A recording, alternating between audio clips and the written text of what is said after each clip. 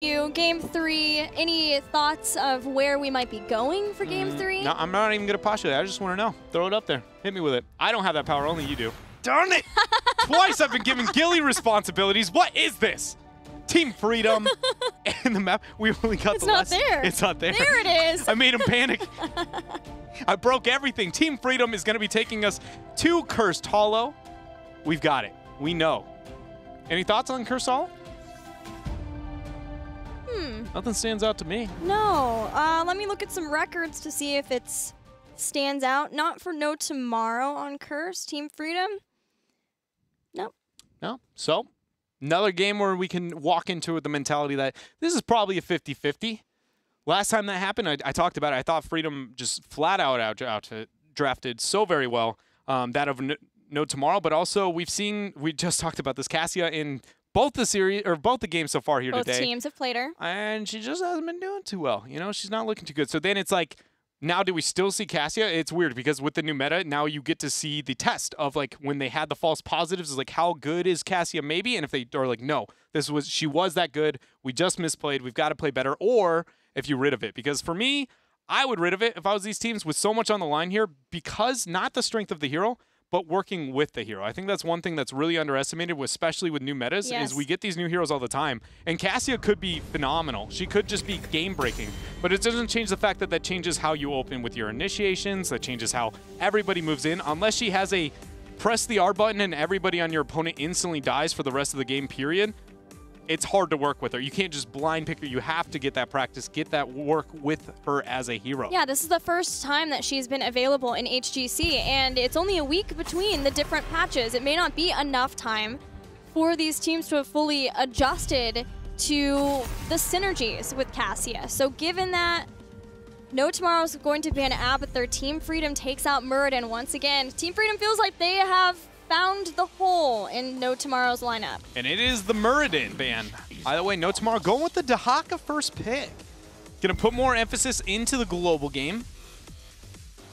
So what do we see out of Freedom? Do we see the Malfurion in this rotation? Maybe Malfalstad? I think you're probably right. I wouldn't be surprised if they replace the Falstad for a frontliner. Yeah, like an Arthas, maybe, to really kind of put the nail in the coffin of No Tomorrow with that Muradin ban of like, we're going to try and put Urho on something he's just not as comfortable on. And you could, again, because the Arthas being 0-6, it's one of those banks where it's like, do you give up the Arthas and just let him have it or risk that? Or do you really try and, you know, shut everything down? We'll find out as they've got 20 seconds for this next pick. It's going to be a Gray main. Malf Gray main. Not even going for that global match. They are just all about the brawl. And I'm not surprised because Gray main is showing he's kind of the main, you know? He is top decking and wrecking some nerds. His win rate is, I believe, the highest for Assassins out of a large sample size. He's sitting at 77 as of the end of yesterday, whereas Lunara, who was above, again, she fell 10%. Just to give you guys an idea of how ridiculous that statistic is, I mean, I don't even know how to put that in perspective. Because they view the 78 win rate, and they're looking at that as like, well, you know, I've seen HOTS logs before, or Hero League stats, and, you know, like 78, it happens, it's rare. But, like, for in a competitive world, for something of reasonable to have above 60 is just like, okay, 65 is like maybe borderline busted. 70? Especially with a large sample size, because that is not the case. Sometimes you'll see like, yeah, there's a 100% win rate with 2 games played. But in this case, he is the 7th highest picked hero in all of NA HGC, has the highest assassin win rate. And he got buffed. Yeah, and another way to give you kind of a bit of like what that means in terms of perspective when looking at stats and how drafting unfolds is like we knew Malfurion, for instance, is still considered to be not as insane, but first pick, first ban-esque. He's sitting at that 52% win rate. We just saw that. 52% win rate, and he is still first pick worthy. Gray main, 78, 79? 77. 77% win rate. He's just kind of not, he's not even banned, it's just, that shows, it's so interesting. I just love looking at kind of stuff like that because Me too. So many variables. And it's really hard to kind of deduce it all. Everybody can only come up with their answer. You know, there is no right and wrong necessarily. Either way, this draft has unfolded. not feeling too hot about that last rotation out of No Tomorrow. Like the Anub, don't know how I feel about the Tychus. Anub for Arrowhouse, so needing to get that because of the Muradin ban. Tychus is a comfort. Potentially, they're looking for a double front line to be along with the Gray Main from Team Freedom. And taking it away, knowing that No Tomorrow also are going to have a double warrior. Banning Tyrael and Uther. Oh, this is a happy, so much better. A happy tilt. I feel, yes. The rare happy tilt. Yes.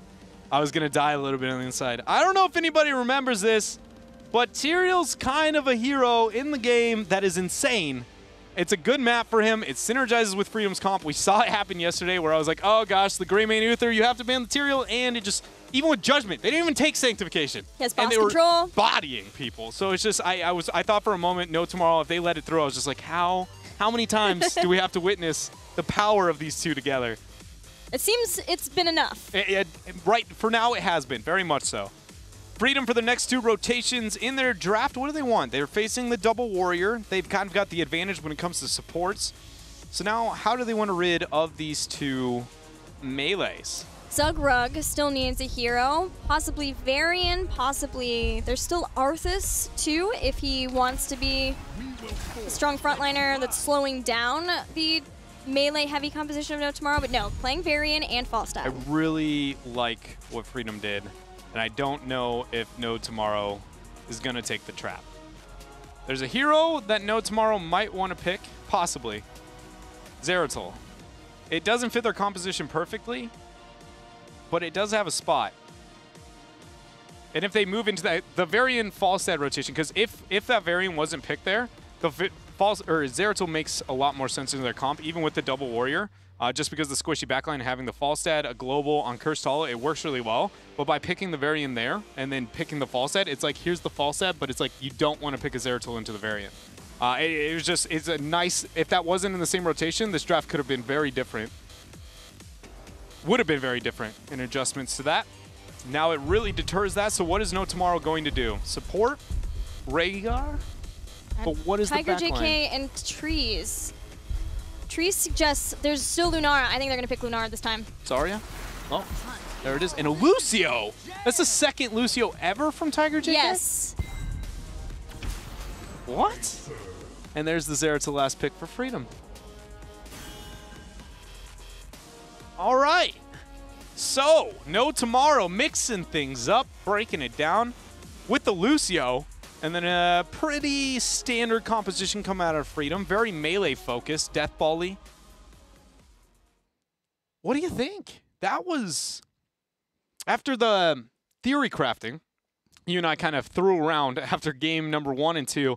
I didn't think we would land here for 3. It doesn't seem too big of changes. It's more comfort. More comfort. Yeah, I thought almost for sure. like stepping back. Yeah, it was rather than venturing forward to the Cassia route, like, which was kind of what I was talking about, going to what you know, the safer things, because even if it's not as good, you know how to work with it better.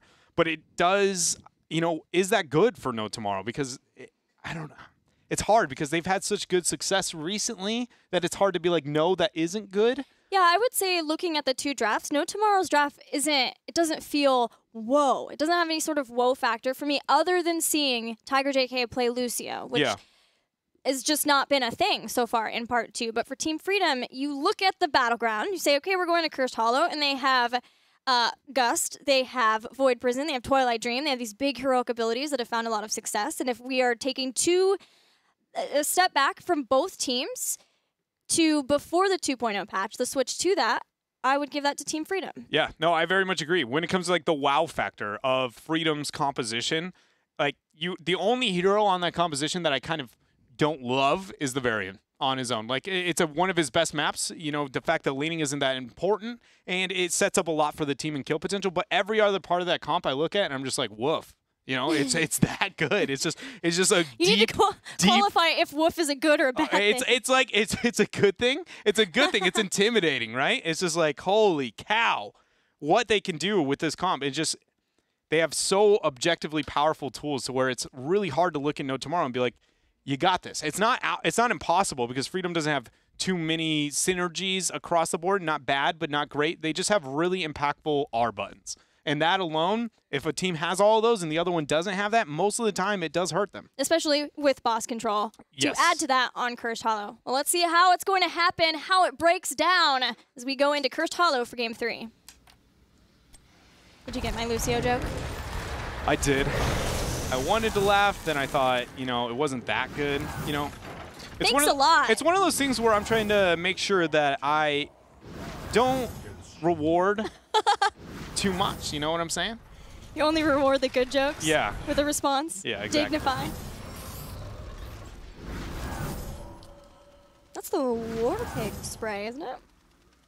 Oh, StarCraft up in here. The level 1, everybody across the board is going to be taking expected talents here on Cursed. Greyman's still holding on to his level 1. Ooh, do we get to see the new Wolfheart? That would be so interesting if this is the map where we see the new Wolfheart. Why do you say that? Just because we've seen, all right, it's going to be perfect game, but it's mainly because we've seen a lot of compositions where new Wolfheart seemed like if it was going to show up, it would have been there. Mainly the GFE compositions, Tyrael, Deathball that we would see. That would be the Wolfheart, right? Like where you get your W up as much as possible to always go in, always follow up on the Tyrael, but it never showed. So then to see it here on Cursed, it just feels like, you know, a very poke-oriented map to get that delay. Either way, we're with the perfect aim. Front walls being taken left and right. No, Tomorrow's looking to transition up here towards top, but they're going to be a bit too late. Trying to use that movement speed with Tiger JK to their advantage. Well, at least get them in position to defend faster. Global versus global game in the bottom lane. Tychus versus Zeratul in mid. In the 3v3 fight in the top for now. And this will be nice for Team Freedom to move someone down faster to get the Giants around 2 minutes.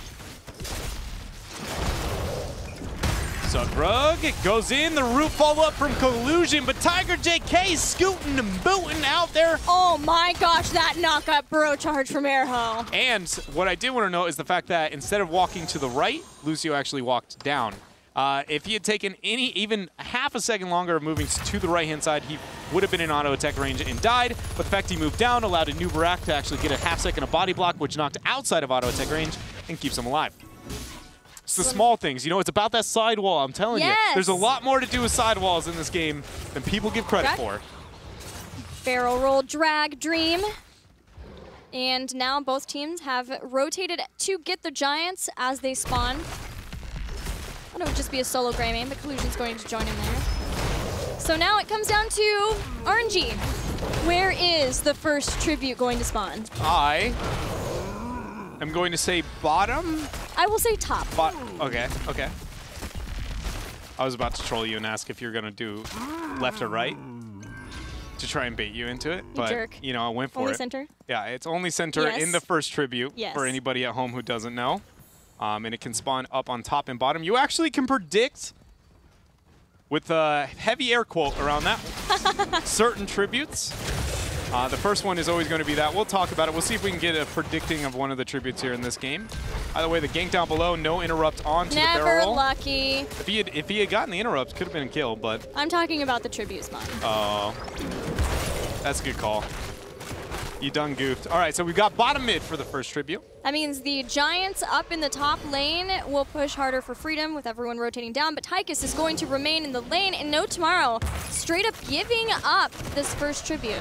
I think it's a smart play. Whenever your global is not the person defending the opposite Giants like that in a tribute, it's just like sack it. Tributes are not powerful enough, not worth your time. Maybe delay a little bit, depending on your comp, but that's about as good as it gets. Team Freedom did get their bruisers along with that, which is not generally the norm. The norm is that you get your bruisers now after the first tribute so that they will push during the next tribute phase. But having that, got some pressure here in the mid, nearly took down a tower, will take down a tower, and Freedom retreat in time before No Tomorrow can collapse. No tribute up yet either to draw a rotation, and No Tomorrow's going to be able to back out and get their reverse night pressure, you know, timing there's a bit later. It is a situational thing on whether or not the timing early on or later. And if Insomnia, he can one-shot Jason right now, especially 7. Now that he's 7, he's dead. If he gets a W, he's dead. Please do it. Please do it. Insomnia, don't get it. Please. Why do you tease me? It was so easy. One rotation. Either way, Night Camp pushing out for No Tomorrow. Insomnia not going for the big plays here. Tribute spawning in favor of No Tomorrow, top right. Meaning we cannot predict the tributes for you, I'm sorry. I'm looking at Boombox and how this is going to work out for Tiger JK. It's not a talent we often see for Lucio. I know you're trying to trigger me a little bit on the inside right now, but all I'm saying is that we don't often see it. You are correct. We don't see Boombox very often. And originally, North America seemed to be rather fond of it. Quickly, did they pull away from it? Well, we'll see if it gains any value here in this game. The knockback is going to be real. 3 strikes. Is he out? Tiger JK is there. Do we have a boop? Oh, we've got poison. That's just as good. Until you hear another shield parry and Mal peels him over the wall with the Loon's Grace. No! Bam! He's alive. Insomnia, can he retreat? No, he can. He's got the teleport. Everybody on the side of Freedom barely getting away. And Freedom's been buying time this entire time. Down in the bottom, pushing out on the fort there. That is the fort where Freedom's safe boss would be pushing. Just now realizing that No Tomorrow have a lot of members in the top lane going after that pick, so they're going to try to recover by dealing some damage to this top fort themselves. But a tribute spawning, not in a great spot for them either. Not in the best of spots here. It is going to be a difficult one for them to be able to play it out. And the fact that they got Freedom pressuring this bottom fort, they're going to be able to get that. Casanova, he's got the kill. He's dead. He's got barrel roll left, but it doesn't matter. So the only reason that can happen that way is when he got the barrel roll interrupted by the drag, but he also got the auto attack debuff and the movement speed debuff. There is a weird situation to where he could have survived that only if the debuff doesn't hit him. And Freedom gets the kill. Just he should have committed, you know? It would have gotten the experience, they would have gotten the 10, they could have gotten out. Either way, it's going to give No Tomorrow not only a power play on bottom, but a boss, whereas No Tomorrow is getting their, or excuse me, Team Freedom is getting their own. Good realization of No Tomorrow that they had that power play and that Team Freedom would probably head to their own boss because of safety and knowing and seeing people from No Tomorrow off the battleground, and that allowed No Tomorrow to go to their boss even though they didn't have heroics and Freedom did, all because they were able to get that kill. Dahaka's been spotted. He's taunted out of any sort of self-healing with adaptation, so no Dahaka to stop and defend versus the boss of No Tomorrow. And again, that was the fort that Team Freedom pressured and took out with Falstad paying for his life, but it will try to do some damage to the keep towers. Freedom are the ones closer to getting a curse with this tribute. Can they maybe get that off of this boss? Throws banners? He just casually dropped a banner on top. He just looked Freedom in the eyes and said, "Your base is mine now." Is it the person who captures the boss? I have no idea, but throws its ban. I have zero idea. All I know is that boss just threw a solo banner with not a single player around. Mad respect. Freedom has been pretty lucky with these spawns, as well as just outplaying, especially when it came down to the boss at the bottom, and that will net them the first curse of the game on Cursed Hollow versus No Tomorrow. So far, a fairly slow game. A lot of rotations, a lot of trying to play the macro game, make sure that they don't get out macroed. But now, this is the point where Team Freedom can start to get ahead. The fact that no team has a global advantage over the other either is going to be one where Freedom does not, because it's kind of it enables your curse to be better if you have the advantage, and it negates the curse if you are down that advantage, or at the disadvantage of the global. So the fact that this is even, Freedom can really open up the map. The Giants up on top are something that Zeratul looks like he's going to rotate to, but Urho is quickly behind. I thought for sure we would see a bit more pressure and skirmish coming out from that, because typically what you see when you have the Giants pressured out, you want to get rid of them as fast as possible. Yeah. Just flat out, because no matter what, that's going to draw No Tomorrow at some point back to that, where that allows Team Freedom to capitalize elsewhere on the map. We'll talk about it in a moment, because that flight is online. Twilight Dream going to be used before the sound barrier hits, and that is a 1-for-1 as Varian goes down. Void Prison hits 3, Talking Trees steps into it 2 to survive. Locust Swarm as Anubra comes out of this. Nasmus the one that may be the target, but no. Drag in, pulling him into the team at the moment. Arrow burrows, hits 2, Collusion in trouble, Ice blocks for time. Nasmus the one to go down, Collusion will follow, but it may cost some of the members of No Tomorrow. Talking Trees leaping strikes in, but gets taken out. Nice knock-up is going to allow not Urho to survive. The Vorpal Blade finishes the deal. Can Tiger JK and Casanova chase him down? His teleport's up. No, not yet. I thought barely he would be able to get it, but he did not, and that is another kill. Going over here to No Tomorrow. The Giants still pressuring top slowly but surely. Jason backing out, looking to get the Knights. Varian doing his own thing there on his Knights as well. That's why you want to rid of those Giants. If that fight had been won by Team Freedom, your top keep is dead. And if it's not dead, it is at least taking so much damage that at some point you can make a major power play. It's because it always draws a late rotation after a curse if you do not instantly respond to it because of how effective the pressure can be with your minion waves. That fight victory was not only important to No Tomorrow for that regard, but just because of the fact that even though they won that fight, they're still down in experience because of how much structural damage Team Freedom did to No Tomorrow during that curse. It was very important to them that they won that, not losing their keep and giving up that push point for Team Freedom, but also just trying to reset this game so that they're not too far behind and they can contest tributes to try to get a curse of their own. And bosses should be coming up very soon. We'll see what pressure No Tomorrow is able to get out. The party shrub, the invite's there, the taunt, and Dahaka is just gonzo. Void Collusion does not have it, so he's just going to step in and try to catch somebody with roots if he can. No Twilight Dream today. So a pick. Was it worth it? Not really. It's a lot of abilities. We're going to find out. It's depending on the next tribute and whether or not a fight happens in 78 seconds. Because they burn Twilight, Void, Gust, and Curse Bullet. Curse Bullet doesn't really count as a heroic, at least in my brain, when it comes to cooldown timer. It's not until it breaks like the 50-second threshold before I'm like, all right, this is a big deal when it's down. Other than that, it's kind of like, oh, it's always up, you know? Gust is back in 23. Tribute's up. There's no 16 yet if No Tomorrow engage right now. Anub and Dahaka somewhat late to the party. They are a bit late. And the fact that they aren't being very aggressive at all shows that they don't have interest in this tribute. They're committed now. Why? Because of the rock wall. Man, and Freedom the whole time wanted that 16 so bad if they weren't willing to risk that fight. Interesting. Well, now 16's here. Sentenced to death. Big one for Zeratul, combo Seeker in the Dark. Bonus damage to the Singularity Spike target.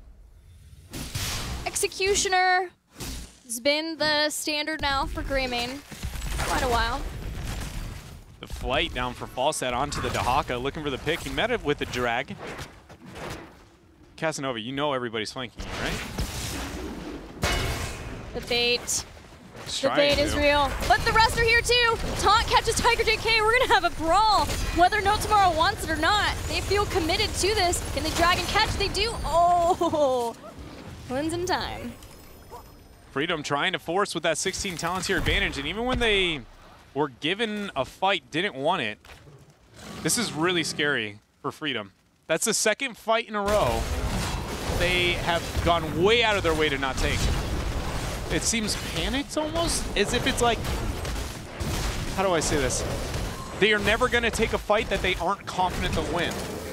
Like, absolutely. Not even like objectively, I have an advantage. Like, flat out, somebody is almost so close to dead because it's just, they don't even mess around. I'm very scared for No Tomorrow, though, because Freedom should be okay maybe with taking this fight. They've already gotten their own boss. Casanova got hit by the boss stun. Uses his essence now from that. No Tomorrow zones away Team Freedom, who do get one tribute, so they've stalled No Tomorrow from getting a curse. Boss versus boss. Team Freedom want to get a keep from theirs. Dahaka's getting rid of the Giants. Up on top. Rid of those, so it's going to be 4 versus 5 on this defense for now. No Tomorrow is in a really bad spot here. They absolutely need to move up and try and zone away from this keep, but the Gust is going to seal the deal. They need to now make sure that nobody on the side of Team Freedom actually gets the back. It starts with the silence there on top of the adaptation of Dahaka, but the Void is going to force them to allow to withdraw. Shout out to Collusion, too, for catching the brush stock in from Dahaka from Casanova. Although that is the primary spot, you hear the sound, you could generally guess that it's going to be there, so catching him. No Tomorrow does get their boss onto the keep of Team Freedom, but will be started to clear out. The bigger deal is that a tribute is finally in a spot for No Tomorrow to pick up their first curse. First curse. It's going to have to be an impactful one for No Tomorrow, and it starts here up on top. They're going to try to secure this keep that is already so very, very low. No Tomorrow moves up. Nasmus scaring everything away with a boomerang. Justin 3. Twilight Dream and Void still not available. Keep grabbed. Team Freedom want to make sure that they just defend the curse versus trying to keep No Tomorrow here fighting. I don't want to lose anything else. No Tomorrow would love to clear out the rest of the forts and even get some keep towers here in mid. This is their chance to overtake Team Freedom in experience. Can they do it? The taunt, the roots. Oh, Dahaka burrows. He keeps himself up, and he is going to survive. For the first time, the burst rotation in a long while here for Freedom is not working out. And now what can No Tomorrow do? 10 seconds left onto the curse. Doesn't look like much. Jason not going to land the taunt there. Sound Barrier dropped onto Ford, but Urho is by himself after that gust. But he had Locust Swarm, and he's keeping himself alive. Still, the Void Prison hits every member by Urho, and that's the first kill of Team Freedom in this game. Twilight Dream connects with so many of No Tomorrow. Now Casanova has to be the tank to allow the rest of his teammates to escape. They may not get to it. Here it is, the speed. Kill him.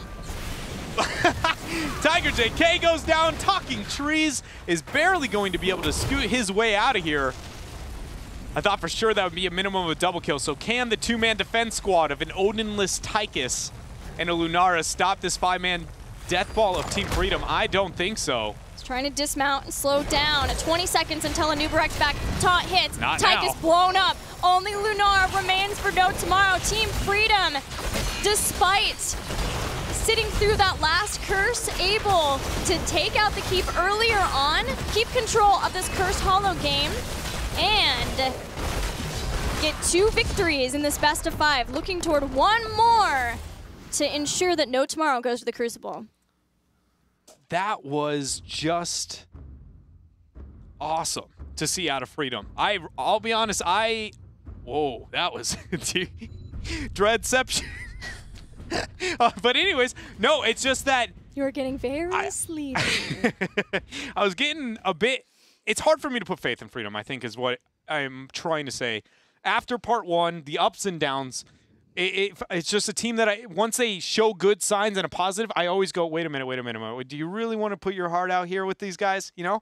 And I did it again in that last game, but to see them to be winning with confidence and playing the game so very smart and showing those changes, it's awesome to see that from them. It makes